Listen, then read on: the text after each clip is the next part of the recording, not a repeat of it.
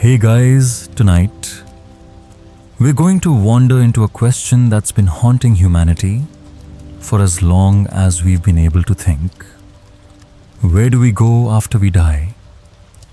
It sounds like something distant, something you only think about when you're sick or old.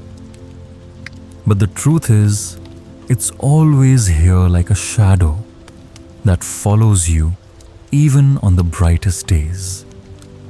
Before we go on, take a moment to let me know in the comments where you're listening from and what time it is for you right now.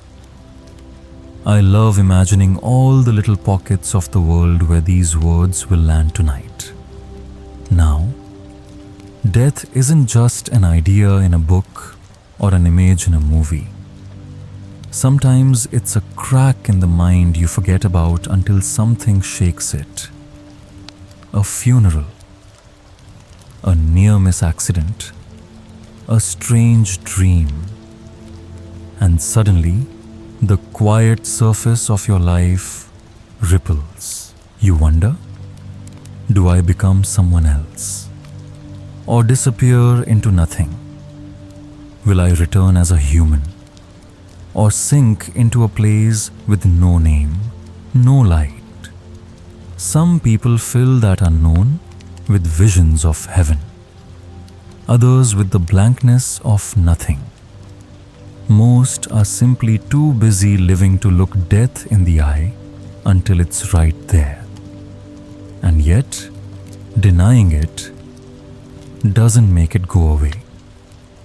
So before you get comfortable, take a moment to like the video and subscribe, but only if you genuinely enjoy what I do here. Now, dim the lights, maybe turn on a fan for that soft background hum, and let's ease into tonight's journey together. If you look at death through the eyes of the world, it's an ending, the last breath, the final heartbeat, the stillness of a body that used to hold a voice, a laugh, 1,000 little gestures. It feels like the closing of a book, the kind that you can't open again. But under the quiet light of early Buddhist teaching, death isn't the end of someone. It's the temporary dissolving of a particular arrangement of conditions, what Buddhism calls dependent origination. And when those conditions shift, a new arrangement forms. There's no eternal soul wearing your name, drifting from one lifetime to the next like a passenger on a long train ride. There's no you stepping across a threshold into a heaven or hell. What continues is more like a current, a stream of consciousness carrying the energy of every thought, word, and action that hasn't been resolved. Imagine holding a candle. You light another candle from it. The new flame isn't the old flame, but it isn't separate either. It's a continuation without being a duplicate. That's how Buddhist thought frames the passing of a person. Your mind, stream your habits, your unfinished business. They ignite the conditions for a new life just as a spark leaps from one fire to another. Think of dropping a stone into a lake. The ripples you see aren't the stone, but they are its direct result. No one travels from one life to another. What moves is the momentum of cause and effect, what Buddhism calls karma. And karma isn't some cosmic punishment. It's simply the echo of your own tendencies, the way your mind has been trained by countless moments of desire, anger, fear, or kindness. Each time you cling, each time you lash out, each time you refuse to see, you're laying down patterns. Patterns that don't stop just because your body does. Death then is just one link in an unbroken chain, an unseen handoff that happens in a fraction of a second. And here's the part that can feel like both a warning and an invitation. In that tiny instant between lives, whatever dominates your mind becomes the seed for where and how you're born next. If anger is burning brightest, you step into a realm of suffering. If compassion is alive in you, a lighter, clearer place opens. And if you've spent a lifetime seeing through the illusions of permanence and selfhood, you might not be born again at all. But here's the catch: you can't fake this awareness in the final minute. It's not something you cram for like an exam. It's the result of an entire life lived in mindful honesty, without hiding from yourself, without painting over the cracks. Because at the end, you take nothing with you. Not your bank account, not your reputation, not even the people you love most. The only thing that walks through that invisible door is the state of your mind. And that state is your karma. Karma is simply habits so deep you don't even see them anymore. Habits that will carry you whether you like it or not. So maybe the scarier question isn't, what happens when I die? Maybe it's, what am I living in a way that will decide my death for me? Because if what follows death is only the continuation of how you've lived, then the real work, the only work, is here and now. And that brings us to the heart of the matter. If life itself is the rehearsal for death, then what exactly are the forces shaping our final moment? There are, according to Buddhist teaching, 5 powerful factors that can tilt the scale entirely, even at the edge of your last breath. In early Buddhist teaching, death isn't random. It's not a lottery draw where some get paradise and others get misery. It's a natural process guided by what's already living inside you. And according to the old texts, there are 5 powerful factors that decide the direction your mind will take when the body can no longer hold it. The first, and maybe the most important, is the final thought before death. This last flicker of consciousness can be so strong it can override years of habit, if the conditions are right. If someone leaves this world with a mind soaked in kindness or clarity, it's like stepping onto a boat headed for calm waters. But if that last thought is tangled in fear, anger, or grasping, the current turns fast and rough. The second factor is heavy karma. The strongest actions you've taken in your life. These are the moments that carry the most weight in your mental ledger. Maybe it was a life saved, a betrayal, committed an act of deep generosity, or one of deep harm. Heavy karma is like a loud voice in a quiet room. It's the thing your mind remembers even when everything else fades. The third is habitual tendencies, the grooves your mind has worn in the floorboards of your life. Every day you've been alive, you've practiced certain ways of thinking, feeling, and reacting. Over time, they become automatic. If you've trained yourself to meet life with patience, that patience will be there when death comes. If you've trained yourself to lash out, that anger will be the first to arrive. The fourth factor is your emotional state at the moment of death. Even if your habits are mixed, the emotions running strongest in those final minutes can steer you sharply. That's why many Buddhist traditions place great care on creating a peaceful environment for the dying, soft voices, gentle light, familiar presence, so that fear doesn't take the wheel. And finally, the fifth, the environment and the people around you. Yes, even the atmosphere matters. The words spoken to you, the energy in the room, the faces you see. These can either help you let go or pull you deeper into clinging.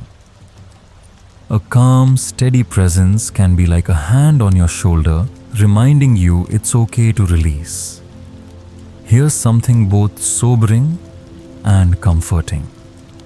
You can influence the first 4 of these factors right now simply by how you live. The fifth, the environment, is harder to control. But you can increase the odds by surrounding yourself with people who know your wishes and who understand the importance of a peaceful departure. It's not about superstition. It's about knowing that death is not a single moment.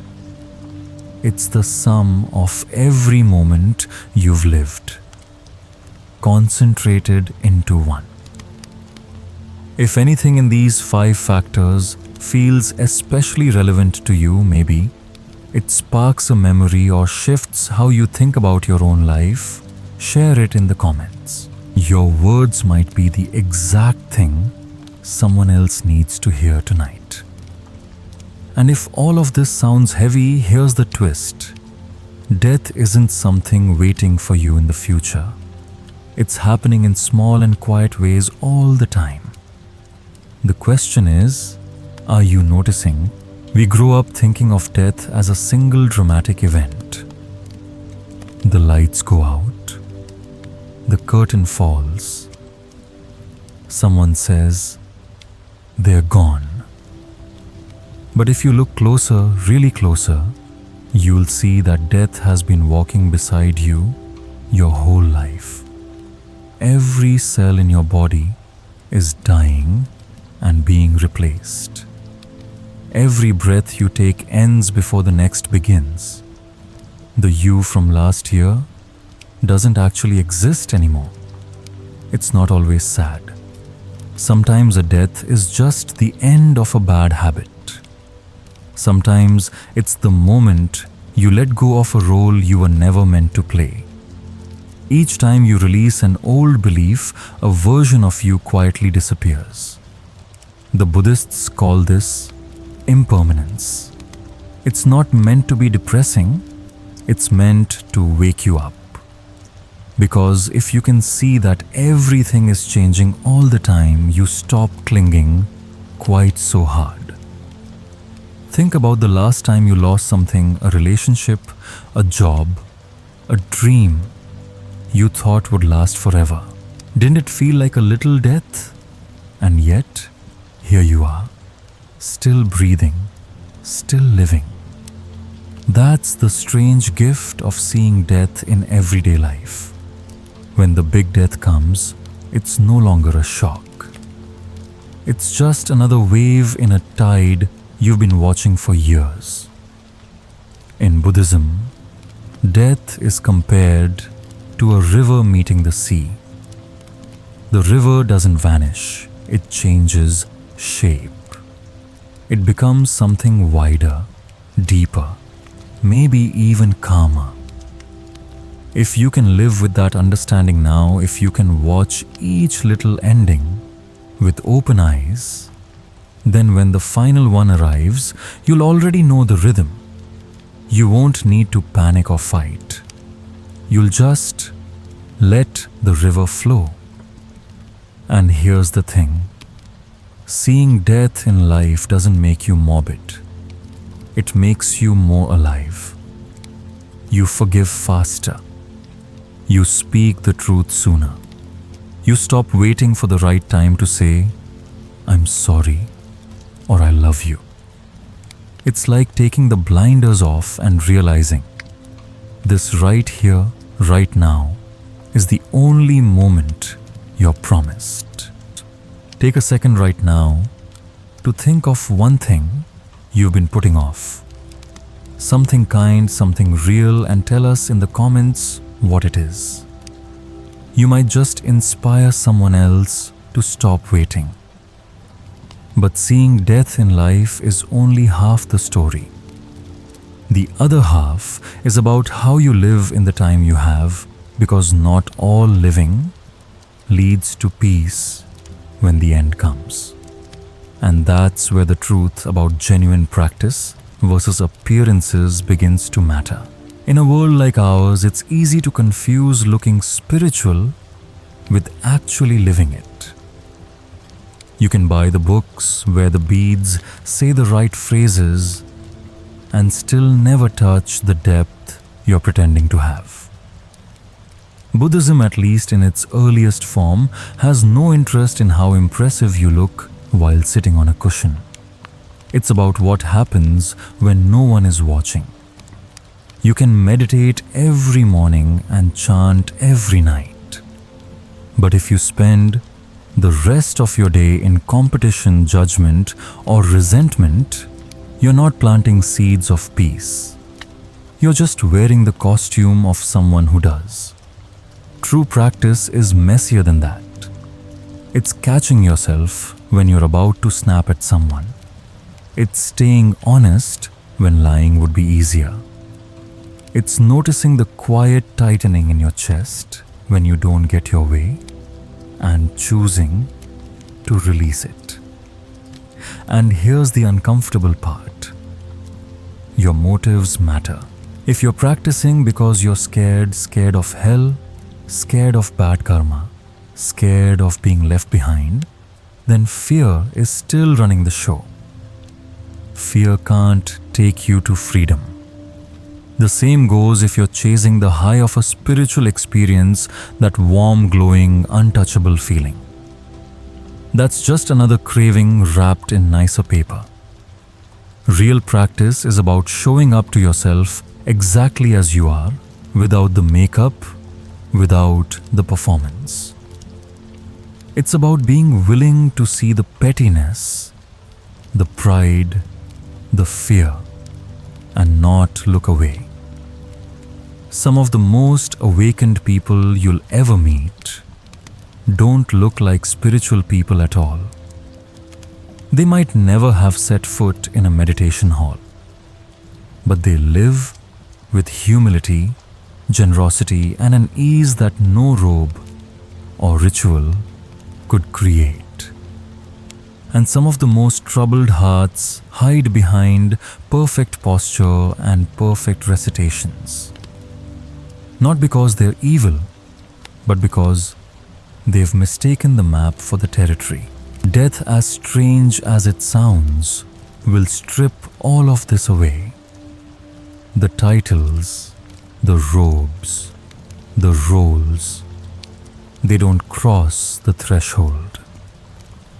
Only the state of your mind walks through that door. So the question isn't, how much have you practiced? It's how much have you actually let go, because holding on even to noble things still ties you to the wheel. Letting go is the only way to step off it. What's one thing, big or small, that you realize you might be holding on to more than you should? Drop it in the comments. Naming it is the first step to loosening your grip. And when we talk about letting go, it's not just letting go of possessions or titles, it's letting go of the states of mind that shape our reality. In Buddhist thought, those states are called realms, and they can change in the blink of an eye, even while you're still alive. When most people hear about the realms in Buddhist teaching, they picture distant places, heavens far above, hells far below. But the truth is, you don't have to die to visit any of them. They're not physical locations, they're states of mind. There are 31 realms in the old maps of consciousness. But 6 are the ones we hear about most: hell beings hungry, ghosts, animals, humans, jealous gods, and heavenly beings. And each one isn't just out there. It's right here showing up in your daily life. When rage takes over, when you can't breathe for the heat in your chest, you've dropped into the hell realm. No flames, no demons with pitchforks, just the prison of your own mind. When you can't stop craving more money, more praise, more attention, no matter how much you get, you're in the hungry ghost realm. The stomach is endless, but nothing ever fills it. When you move through life on autopilot, obeying habits, without question, you're in the animal realm. It's not about being unintelligent, it's about not looking up, not seeing what's actually there. The human realm is a strange mix. We get just enough suffering to wake us up and just enough joy to remind us what's worth living for. It's the sweet spot for practice, which is why it's so highly valued in the teachings. The realm of jealous gods.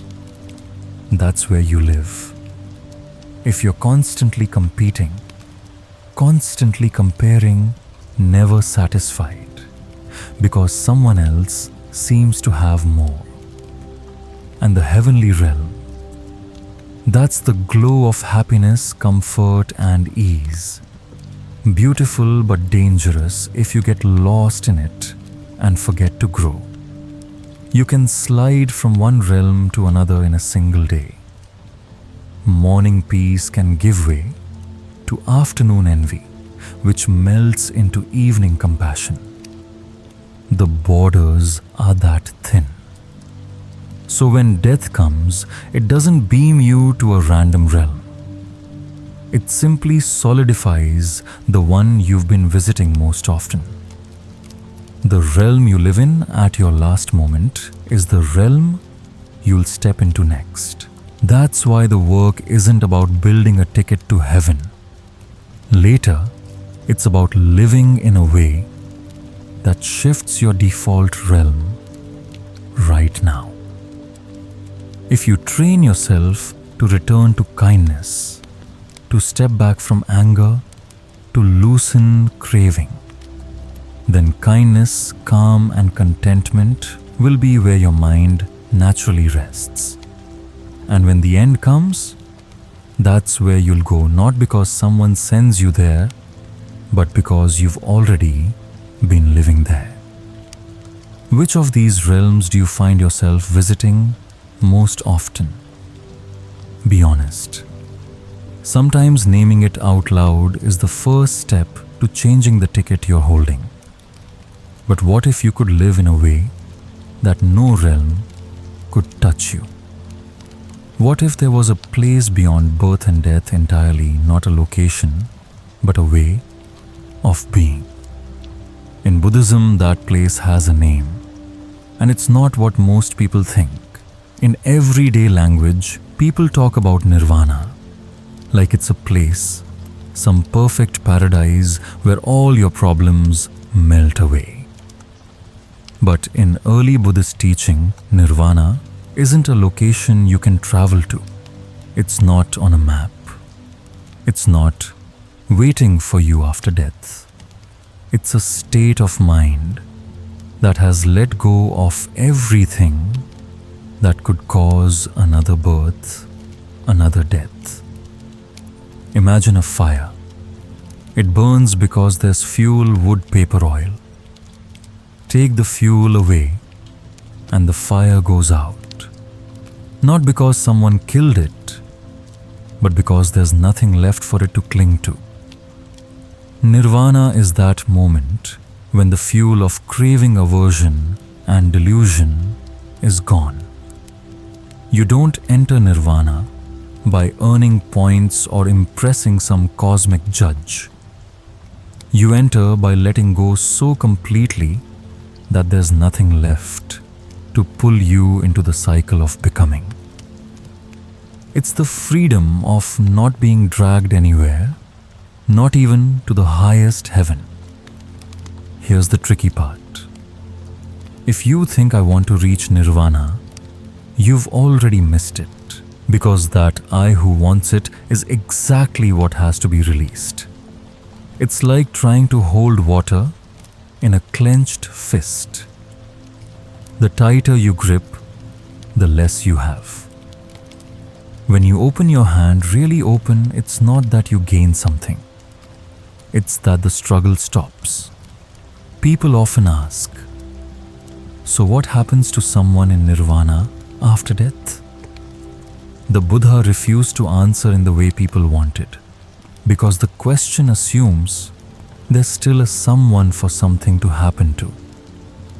Nirvana isn't an escape hatch for the self, it's the realization that the self was never a fixed thing to begin with. Once you see that birth and death lose their teeth. And here's the most beautiful part. You don't have to wait for the moment of death to touch Nirvana. Every time you meet a craving and don't feed it, every time you let anger dissolve instead of acting on it, every time you sit in the stillness of the present moment, without wanting it to be different, you're tasting it. Just for a second. Just enough to remember it's real. If you live from that place often enough, it stops being a visit and starts being home. And when you die from that home, there's no more moving to a new address. You've stepped off the wheel entirely. What's one craving or fear you've managed to release even for a moment that made you feel lighter? Share it in the comments. Your story might help someone else loosen their own grip. And now, if you've been here since the first question, where do we go when we die? You may notice something unexpected. The answer might not be a place at all. It might be a shift so deep that the question itself fades. And that's exactly where we'll end our journey tonight. We began this journey with a question: where do we go when we die? It's a question that has stirred the human mind for thousands of years. But if you've been listening closely, you might have noticed something. The more clearly we look at life, death, karma, realms, and nirvana, the less the question itself seems to matter. Why? Because the question is built on an assumption that there's a fixed you traveling from here to somewhere else. And in the light of Buddhist understanding, that you is just a collection of changing processes like a swirl of clouds or a wave on the ocean. When the wave settles back into the sea, we don't ask, where did it go? We simply see that it was never separate in the first place. If there's no fixed traveler, then there's no final destination. There's just the unfolding and dissolving of causes and conditions. And when that's seen deeply, not just understood in words, the urgency to go somewhere after death melts away. This isn't a cold or hopeless realization. In fact, it's freeing. If you don't have to worry about securing a perfect afterlife, you can give your whole attention to living this life well. Fully, honestly, kindly. It's like realizing you've been carrying a heavy suitcase through an endless train station trying to find the right platform, only to discover there's no train you need to catch. And the suitcase was empty the whole time. And here's the beautiful paradox. When you stop chasing an answer to where will I go, you start arriving right here in every breath. The fear of death loosens. The urgency to cling loosens. And the space that's left feels a lot like peace. This is why the Buddha sometimes stayed silent when asked about the afterlife. Not because he didn't know, but because he wanted his students to see the trap hidden inside the question. When the question falls away, what's left is direct experience, life as it is not life as we imagine it should be. And maybe that's the real destination, not heaven, not hell, not even Nirvana as a place, but the clear, open presence that has been here all along. If something in this journey tonight shifted the way you see life or death, let me know in the comments. And if you'd like to keep exploring these kinds of questions, not for answers, but for understanding, subscribe to the channel and turn on the notification bell. That way, you'll be here for the next quiet conversation we share. Slow fade into darkness. Soft background hum. The narrator's voice easing into a near whisper. May you sleep tonight without fear of what's ahead. May you wake tomorrow ready to live without holding back. And may you see that the only place you ever need to arrive is here. And so we've traveled together from the fear and mystery of that first question, where do we go when we die, to the quiet understanding that maybe the journey is not about finding a final address at all. We've walked through the teachings of karma, the subtle forces that shape our last moment, the shifting realms we move through every day, and the possibility of a freedom beyond them all. We've looked at death not as an enemy, but as a companion, one that's been with us from our first breath, teaching us how to live more honestly, more gently, more awake. If you've made it all the way here, you've done something most people never dare to do. You've stayed with a question that has no quick or comfortable answer. You've listened past the fear, past the desire for certainty, and into the deeper quiet that sits underneath. And maybe that's the real gift, not knowing where you'll go, but knowing how you want to live. So tonight, as you drift towards sleep, let these thoughts settle like soft dust in sunlight. There's nothing to force, nothing to solve. Just the steady rhythm of your breath and the simple truth that life is already happening right here in this moment. If something in this journey has touched you, even in a small way, share it in the comments below. Not to debate or persuade, but as a signal to others who are also walking this road. And if you'd like to keep exploring questions like this, gently, honestly, without rushing for answers, subscribe to Stories for Sleep and turn on the notification bell. That way, we can meet again in the next quiet night we share. May you rest well tonight. May your dreams be light. And may you wake tomorrow ready to live as if nothing is missing. Now, close your eyes. The world will still be here when you open them.